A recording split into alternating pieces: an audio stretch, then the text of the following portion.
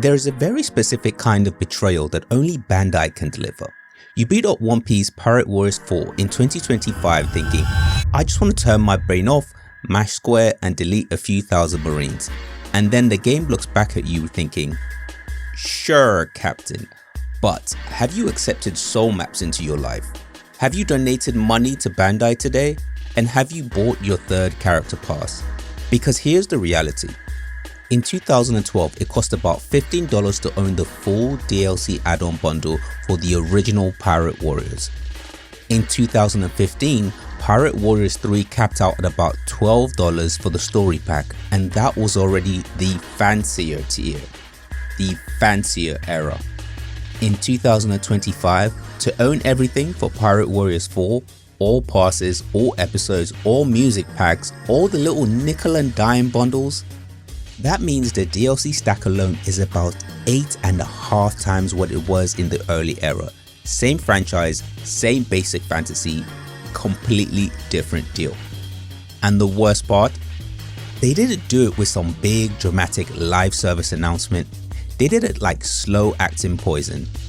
The game was basically dead, and then Bandai dug it up, wired it into drip feed of DLC, and then they turned it into what I can only basically call zombie monetization. This episode, we're going to walk through how that happened, how Pirate Warriors 1 through 3 were basically normal box products, how 4 launched looking like the standard aggressive, then years later, how they flipped the switch and quietly turned it into a pay-to-power farm for desperate One Piece fans. And at the end, we'll slap Pirate Warriors 4 on the same greed tier list that we used for Mortal Kombat 1 and see who's the bigger villain. One Piece Pirate Warriors is a One Piece crossed with Dynasty Warriors. It's a third-person action, huge battlefields. You pick a Straw Hat or any other character and you just mow down absurd enemy counts while clearing objectives. It's developed by Omega Force, the Musou Kings, and it was published by Bandai Namco. Before the zombie era, the contract was pretty simple. Pirate Warriors 1 in 2012 was the starter deal. PS3 exclusive, you had the base game and a single DLC bundle in North America, 10 costumes plus 10 challenge scenarios for about $14.99. In Europe, they chopped it up into mini packs, but worst case, I Want Everything was still basically one small add-on. No battle passes, no pay to power, just extra missions and, drip outfits. Pirate Warriors 2 was in 2013. And yes, there was some nickel and diming, but it was not yet a robbery. That was annoying, sure, but predatory, not yet. Because the DLC didn't control your power curve, it was just side content, and you could ignore it and still have the full experience. Pirate Warriors 3 released in 2015 was the peak fair deal baseline. DLC was structured as one reasonable season pass style add-on. We're talking story packs around $11.99. That story pack gave you extra missions, extra costumes, and a little extra replay content, and that was basically it. No extra passes years later, no separate you must buy to make this work nonsense, it was all fair game. This is important because the gold edition bundled as a base game plus story pack as the complete SKU was for once what they actually meant. That means that if you bought gold, you were done. The spending ceiling was clear and you knew where to look. And progression was also honest. You couldn't swipe your way to power, the ceiling was earned through gameplay systems and time investments, not your credit card number. That's the contract. Buy once and maybe a single season pass if you were keen. You grind to power and you're done. Now, I want you to hold that in your head because now we're going to break it. Pirate Warriors 4 drops in 2020 and this was the phase 1 launch era. Now it was slightly greedier, but it was still recognizable. Base game around $59.99 at launch, base roster around 43 characters, a season pass later branded as Character Pass 1 for $29.99. That pass included the whole Cake Island pack, the Worst Generation pack, the Land of Wano pack, and it was 9 extra characters total. So already, the DLC pass is basically 50% of the game's launch price. The greed dial is turning up, but still around the industry standard modern day nonsense. The deluxe or ultimate editions in this era are exactly what you'd expect. Base game plus character pass 1. Phase 2 is the Dormancy era, from 2021 to 2022. From late 2020 through to 2022, the game goes silent. No second season pass, no big updates. Community moves on and starts speculating about Pirate Warriors 5 instead. Then we slide into Phase 3, Zombie Monetization, from 2023 onwards. This is the Resurrection era. Then One Piece blows up again.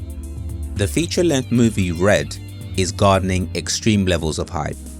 Year 5 breaks the internet. Onigashima turns the fandom completely feral, and Bandai Namco looks at the charts and starts thinking, we could spend years and millions making Pirate Warriors 5, or we could dig up Pirate Warriors 4 and sell you the same game twice. So they do exactly that. They resurrect a 3-year-old musou as a new product. Character Pass 2 announced in 2023, again at $29.99. Now, Character Pass 3 was teased and then launched also at $29.99, stretching the roadmap out to 2026. New Ultimate and Legendary Editions hit storefronts, all with slightly different contents. The game has gone from 1 base plus 1 pass equals done, to base plus pass 1 plus pass 2 plus pass 3 plus episodes pack plus music packs plus bundles, all built on the same 2020 foundation. This is what I mean by zombie monetization. They didn't build a new game. They bolted a multi-year cash machine onto a corpse and let the fandom hype do the marketing. Now we unpack the dirty tactics one by one. Exhibit A. Pay to power disguised as extra episodes. Remember Pirate Warriors 3? Power was earned. You paid for extra content, not permission to fully engage with the progression system. Pirate Warriors 4 post-resurrection introduces soul maps. I want you to think of soul maps as extra pages of progression for your characters, deeper upgrades, more build options, higher ceilings. On the surface, that sounds cool, right? But in practice, they tie meaningful progression layers to the additional episode packs. You miss progression access that affects how far you can push characters and how complete your builds can become. Soul currency drops through gameplay, but players widely report that the free path feels slow and demotivating, while the episode's content is designed as the cleanest, most efficient place to engage with that progression. They created the problem and then sold you the solution. Exhibit B, the product version trap. Now let's talk about product confusion. In 2025, if you open a storefront, you don't just see Pirate Warriors 4.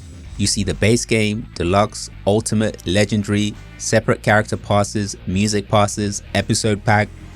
But the devil is truly in the detail. On many listings, the Ultimate Edition includes the base game, Character Pass 1, Character Pass 2, and the additional episode packs, but not Character Pass 3. So technically, it's not Ultimate. It deliberately misses the newest DLC characters, yet the name screams complete package. Meanwhile, the Legendary Edition includes the base game, Character Pass 1, Character Pass 2, Character Pass 3, and all the episode packs, and still doesn't include the music packs. It exists to catch uninformed buyers who just assume that the name means done. Exhibit C, the music tax. Bandai takes advantage of that and sells anime song packs around $16.99, the film Red song pack around $9.99. Now, Pirate Warriors 4 in 2025 looks like this. Total DLC bundle is $126.93. Don't forget, the base game commonly sits around $39.99, so full price base game plus all the DLCs is roughly $166.92. When it comes to access greed, It is insane that a 2020 game has gone over $120 of DLC stacked on top of it in 2025, and the word ultimate can just basically lie in your face. This one is straight up S tier. Progression greed. Now, soul maps are tied to episode pack, which means more money touches meaningful progression access. Again, S tier levels. Overall, I didn't come into this franchise expecting it to be like this, but I do have to say that overall, the greed rank for Pirate Warriors 4 is high S tier in this series. So where does this leave you? If you're a One Piece fan and you've poured time into Pirate Warriors 4, none of this means that you're stupid. It means that the game slowly shifted under your feet while you were just trying to smack Marines around with Gear 5. 2012, around $15 got you costumes and challenge maps. In 2015, one $12 story pack tied a bow to a complete game. In 2025, you can blow over 150 on a single musou title that pretended that it was finished years ago, and it's still missing music unless you're willing to pay the music tax. That's not supporting a game you love, that's just feeding a zombie someone dressed in Luffy's clothes. Now, confession booth time. If you've ever bought any Pirate Warriors game, especially 4, drop your confessions in the comments. How much did you spend, what did you buy, and when did you realize that the deal had changed? Put PW confession at the start so that I can find them later. Then vote on the next target, Tekken 8, Street Fighter 6, or any other anime game, whatever. Until then, if you see a legendary or ultimate edition on sale that still needs 3 passes and a music pack, just remember, it's not legendary, it's not ultimate, it's just another shovel of dirt on top of the grave where buy once and own the game used to be.